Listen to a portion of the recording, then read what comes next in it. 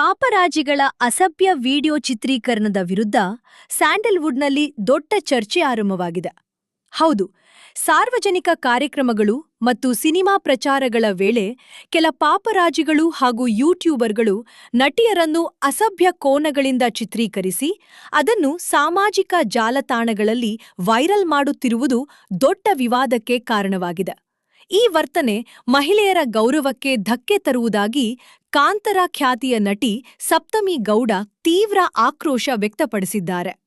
ಈ ಹಿನ್ನೆಲೆಯಲ್ಲಿ ನಟಿ ಸಪ್ತಮಿ ಗೌಡ ಅವರು ಹಿರಿಯ ಕಲಾವಿದರೊಂದಿಗೆ ಕರ್ನಾಟಕ ಚಲನಚಿತ್ರ ವಾಣಿಜ್ಯ ಮಂಡಳಿ ಅಧ್ಯಕ್ಷೆ ಜಯಮಾಲಾ ಅವರನ್ನು ಭೇಟಿ ಮಾಡಿ ಕಠಿಣ ಕ್ರಮ ಕೈಗೊಳ್ಳುವಂತೆ ಮನವಿ ಮಾಡಿದ್ದಾರೆ.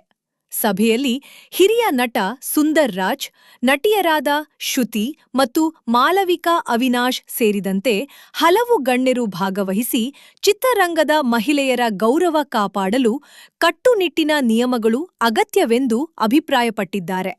ಈ ನಡುವೆ ಸಪ್ತಮಿ ಗೌಡ ಅವರ ಈ ನಿಲುವಿಗೆ ಸಾಮಾಜಿಕ ಜಾಲತಾಣಗಳಲ್ಲಿ ಭಾರೀ ಬೆಂಬಲ ವ್ಯಕ್ತವಾಗಿದ್ದು, ನಟಿಯರಾದ ರಮ್ಯಾ, ರಕ್ಷಿತಾ ಪ್ರೇಮ್, ಮೇಘನಾ ರಾಜ್, ರುಕ್ಮಿಣಿ ವಸಂತ್ ಮತ್ತು ಆಶಿಕಾ ರಂಗನಾಥ್ ಸೇರಿದಂತೆ ಅನೇಕರು ಬೆಂಬಲ ಸೂಚಿಸಿದ್ದಾರೆ.